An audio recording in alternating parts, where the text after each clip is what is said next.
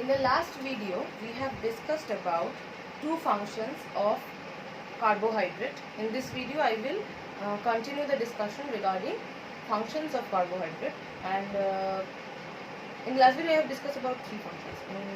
In this video, I will start with the fourth one. The fourth function of carbohydrate is anti-ketogenic effect.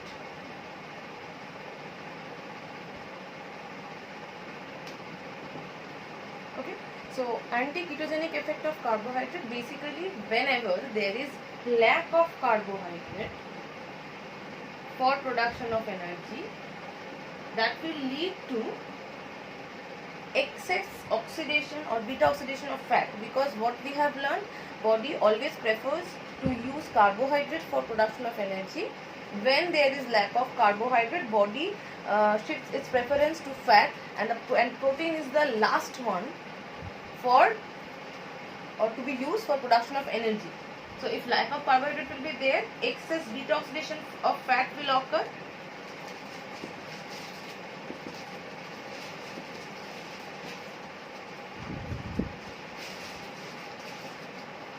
Now, as a result of beta oxidation of fat, ketone bodies are produced. So, more ketone bodies will be, or excess ketone bodies will be produced.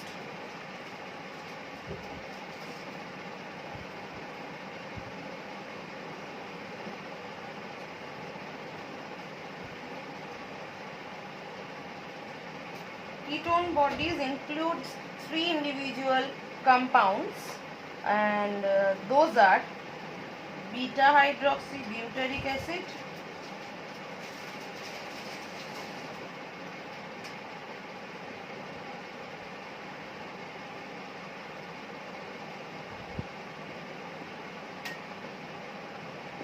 acetone, and acetoacetic acid. These three components are combinedly known as ketone bodies. Acetoacetic acid. So, due to excess beta oxidation of fat, excess ketone bodies will be produced, and they will accumulate. So, accumulation of ketone bodies. So, the accumulation of ketone bodies, excess ketone bodies in blood, is known as ketosis. So, this condition will lead to another complication known as ketosis. That is what ketosis is. Okay. So, that is how. So, this is the condition where carbohydrate is lacking, then it happens. So, if enough carbohydrate will be there, then these steps will not occur. If these steps will not occur, then ketosis will not occur. That means carbohydrate has this anti-ketogenic effect. That is how carbohydrate protects our body from ketosis. Before I move to the next function, I would like to focus on what I have written on the board so that you can copy.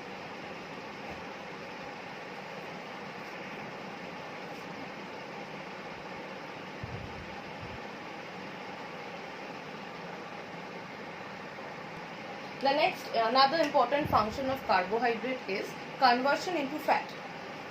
So the fifth function I will discuss about is conversion into fat. What we have learnt, that every macronutrient has the property to be converted into other complexes depending on the requirement of the body. Okay. Now, the excess amount of carbohydrate, that means the carbohydrate left after being used for production of energy. The excess amount of carbohydrate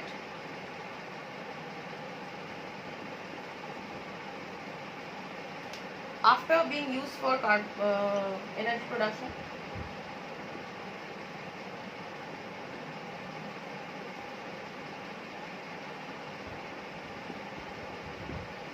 And being stored as glycogen, because after being used as a source of energy, the rest from the rest amount, considerable amount is converted to glycogen for and is stored for future use. Rest are converted to fatty acid and are stored in adipose tissue. That is also for future use when body will lack food or body will in a state of starvation. At that time, those stock of glycogen and fat will be used. Adipose tissue stores fat and that fat will be used later for production of energy. So, the rest are stored in adipose tissue in the form of fatty acid. That is another way of body to ensure constant energy, supply of energy even in starvation. Okay, so this is the fifth important function of carbohydrate. Before I move to the next one, just copy it down.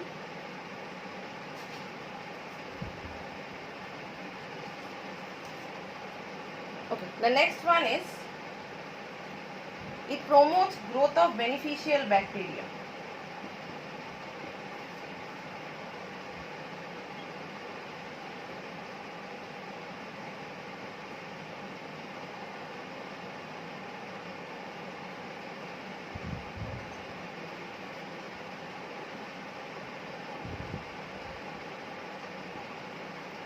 We know that milk contains lactose. Lactose has the capability to promote lactose on milk sugar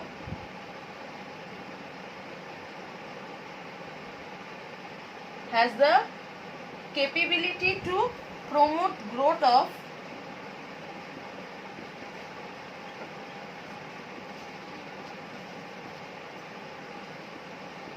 certain bacteria who can synthesize B complex. That is why they are called beneficial bacteria.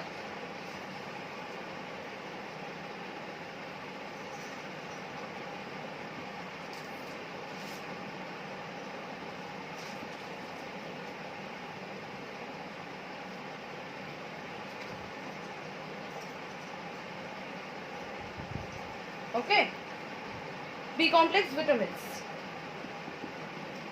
So what does they do? Lactose, when milk is consumed, the lactose is being digested and absorbed from intestine. We know that milk is the exclusive source from where we can get lactose. So lactose, when is digested and absorbed in intestine, at that time it does not get digested and absorbed from intestine only. Besides that, it promotes growth of certain bacteria which has the ability to synthesize B complex directly in our intestine. That means our body is not getting the B complex vitamins from diet only. It is also getting the B complex vitamins from internal system because of the lactose, as it is promoting the bacteria who can synthesize vitamin B complex in our gut microflora. Along with that, fiber also have the property of boosting up growth of beneficial bacteria in our intestine. So this is the sixth important function of carbohydrate. Before I erase it, I am just focusing on what I have written on the board so that you can copy it down.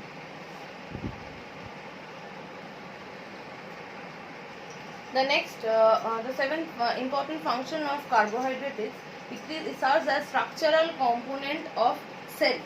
How? We all know the cellular structure contains glycoproteins and glycolipids.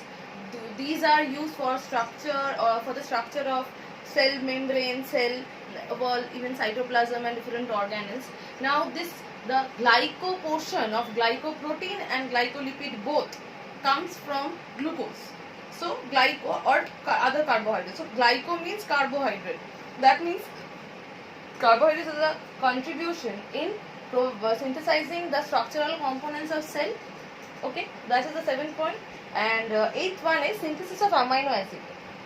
There are uncountable amino acids in our body, among which few are there which cannot be synthesized by our body and they need to be provided through diet. They are called essential amino acids. And there are some amino acids which can body can synthesize from other sources. Aspartic acid, alanine and glutamic acid are some example of amino acids which can be synthesized in your body by using other nutrients. This structure has a carbon skeleton.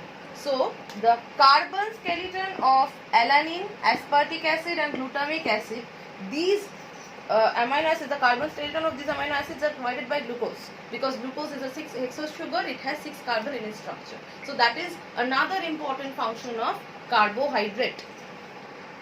The last but not the least, contribution of dietary fiber. Dietary fibers are carbohydrates which are present in green leafy vegetables, and they are not usually digested in human body. They are usually digested in animals like cow and other herbivorous animals, as they have an enzyme called cellulase, and our body lacks that enzyme. That is why we cannot digest dietary fiber.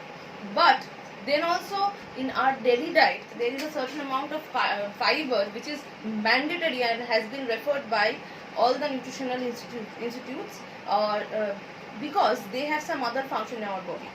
Dietary fiber makes it sure that our gut intestinal flora is healthy, our intestinal cells are working properly.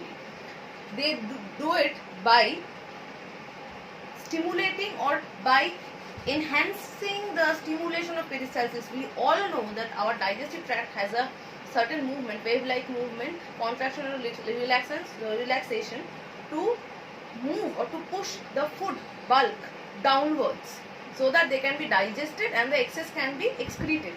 That is why peristaltic movement push the food downward. In intestinal area, the peristalsis or peristaltic movement is enhanced by the presence of dietary fiber. Not only that, dietary fiber also protects the cells of intestine from other degenerative diseases. That means from impairment and damage. Okay, so this is another important function of carbohydrate, and this is the significance of dietary fiber in our diet. Okay, so before I erase it, I would like to focus on what I have written. First, I am focusing on the first 2 points. Then I will move the camera downwards.